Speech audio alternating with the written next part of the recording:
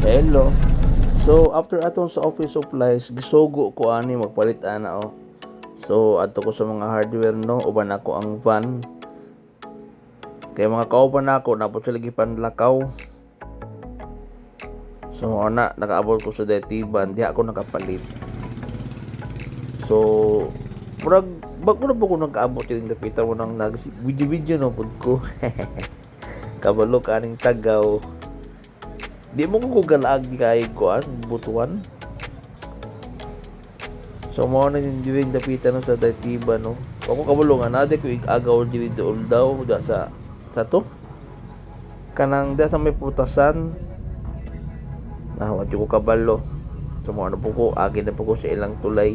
Maglibo ko sa ilang tulay kay kani nga tulay o katong tulay kani nga orange. Kasi pangalan anak comment down below na lang.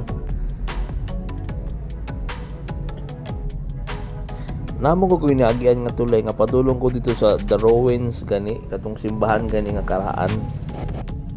So nagpaabot na po ko sa akong kauban kay ang isa amo na po di pick up. Then pag abot ako mangagoy, syempre